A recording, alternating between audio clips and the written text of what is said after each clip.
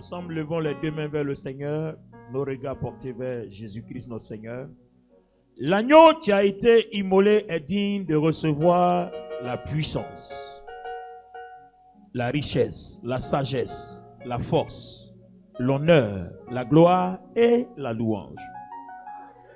Assis sur le trône et à l'agneau, l'honneur, la gloire, la force, au siècle des siècles. Joignons nos mains à la gloire du Seigneur.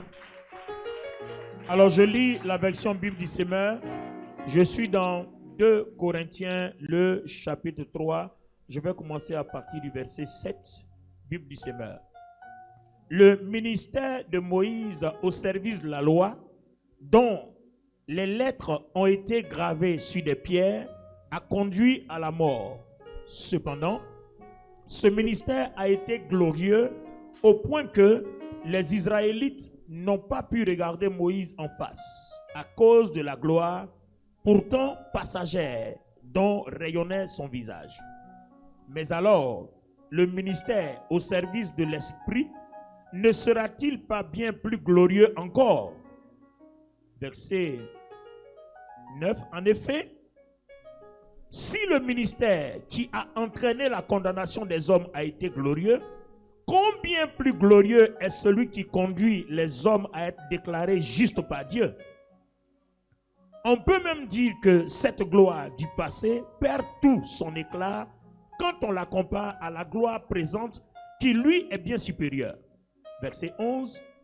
Car si ce qui est passager a été touché par la gloire, combien plus grande sera la gloire de ce qui demeure éternellement? Verset 12. Cette espérance nous remplit d'assurance. Nous ne faisons pas comme Moïse qui couvrait son visage d'un voile pour empêcher les Israélites de voir la réalité vers laquelle tendait ce qui était passager. Mais, verset 14, leur esprit est devenu incapable de comprendre aujourd'hui encore, lorsqu'ils lisent le livre de l'Ancienne Alliance, ce même voile demeure. Il ne leur est pas ôté, car c'est dans l'union avec le Christ qu'il est levé. Waouh, donne-moi un amen fort. Aussi, jusqu'à ce jour, toutes les fois que les Israélites lisent les Écritures, les écrits de Moïse, un voile leur couvre l'esprit. Mais, comme le dit l'Écriture, lorsque Moïse se tourne vers le Seigneur, il ôtait le voile. Le Seigneur dont parle le texte, c'est l'Esprit. Et là où est l'Esprit du Seigneur, là est la liberté. Acclamons très fort le Seigneur.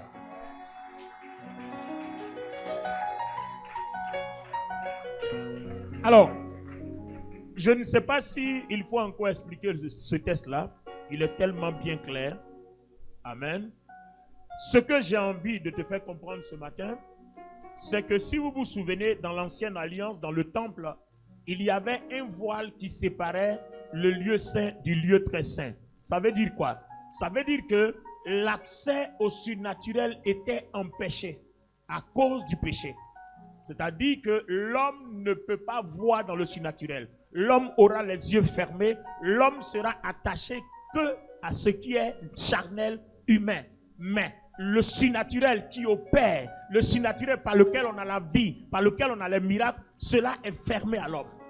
Et cela était réservé seulement à une certaine catégorie de personnes, des sacrificateurs, qui même avant d'entrer, ne serait-ce qu'au parvis pour avoir accès au lieu saint, passaient par des rituels obligatoires. Sinon, Dieu les frappait de mort une fois leurs pieds mis dans le lieu saint.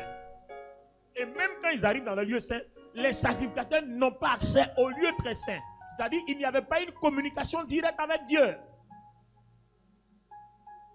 Alléluia. Il y a un seul qui avait la communication directe avec Dieu. Il s'appelle le souverain sacrificateur. Et il rentrait dans la présence de Dieu une seule fois par an. Regardez comment l'accès à cet endroit-là est important. Le lieu là est tellement important qu'on n'y va pas n'importe comment. Le souverain sacrificateur, il est le seul à avoir accès. Il y entre une seule fois par an. Et quand il rentre là-bas, ce jour-là, par son rituel, Dieu pardonne les péchés de tous les peuples. Mais avant qu'il y entre, il fait l'expiation pour lui-même ses propres péchés. Sinon Dieu le frappe, il meurt. Et à l'époque, regardez ce qui se passait. Avant que le souverain sacrificateur n'entre dans ce lieu saint-là, on mettait une cloche à son pied. Et par moment, on tire la corde. Parce que la corde qui tendait jusqu'à dehors. Par moment, on tire. Et quand il est dans le lieu saint, il n'y a personne là-bas. Il est seul avec Dieu. Par moment, on tire pour voir s'il est vivant. Parce que si ses péchés sont trop nombreux, Dieu peut le tuer.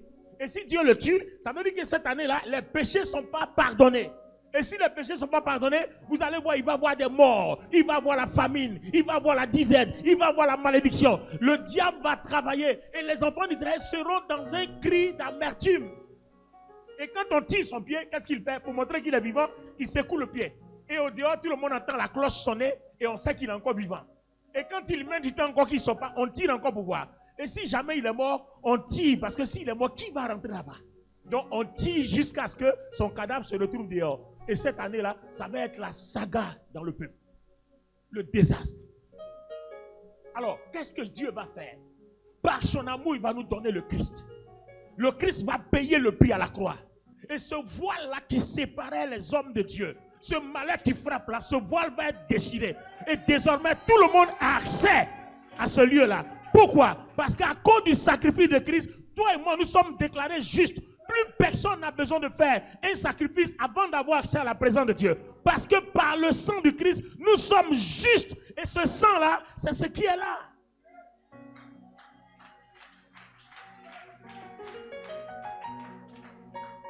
Alors, regardez la grâce que nous avons.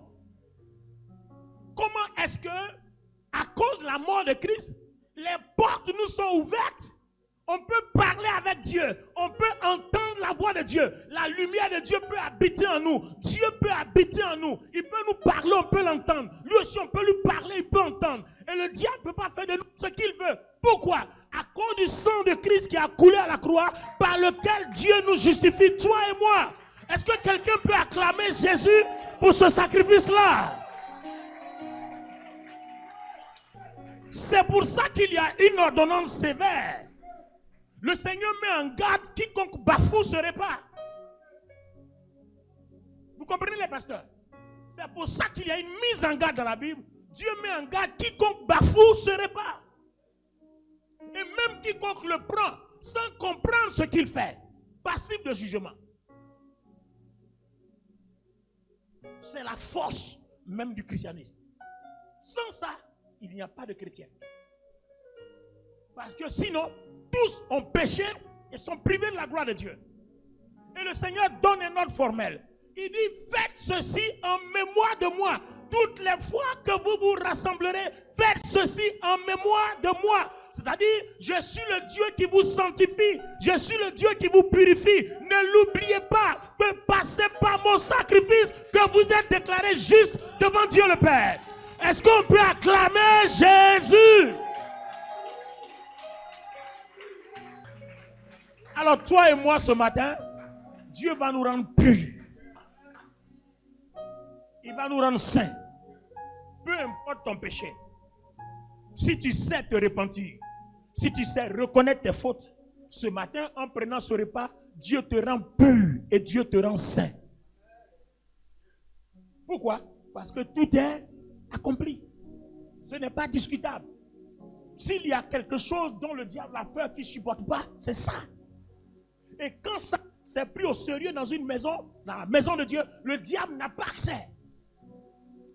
Il peut attaquer, mais il ne gagnera jamais tant que la base est prise au sérieux.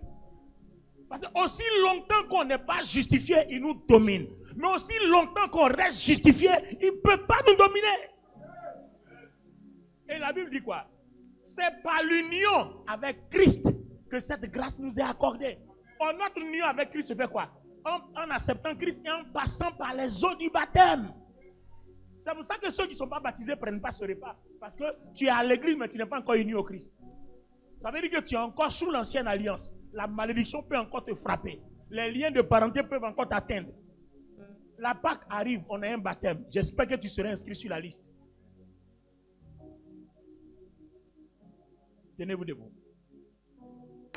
C'est emparé de ta vie, ne serait-ce que d'une partie, À cause de ce sacrifice qui a vaincu les œuvres des ténèbres, je déclare ta délivrance totale au nom de Jésus. Je déclare ta libération totale au nom de Jésus. Si ta vie a été sous un quelconque envoûtement, par le corps du Christ que tu as mangé, par son sang que tu as bu, je déclare ton corps, ton âme et ton esprit libres de tout envoûtement. Et s'il y avait un blocage, un interdit sur ta vie qui t'empêchait d'aller au niveau supérieur, ce blocage est brisé au nom de Jésus-Christ. À partir de ce matin, par la puissance de ce sacrifice, par la puissance du sang de Jésus, par la puissance du nom de Jésus, je commande que tout ce que tu vas toucher, les portes par lesquelles tu entreras, soient des portes sécurisées, soient des portes sécurisées, soient des portes sécurisées. Que le Seigneur te dévance dans toutes tes démarches. Que le Seigneur te dévance dans toutes choses. Dans tes affaires, qu'il te dévance. Les petites choses que tu vas faire, qu'il les amplifie par son esprit. Les petites choses que tu vas toucher, qu'il les amplifie par sa gloire. Je déclare ta vie juste. Je déclare ton âme pure. Et je déclare ton corps libéré de tout souillure. Le Seigneur te lave par son sang. Il te purifie par le feu de sa gloire. Au nom de Jésus-Christ de Nazareth. Donne-moi cet amen, église, et poussons des cris de joie.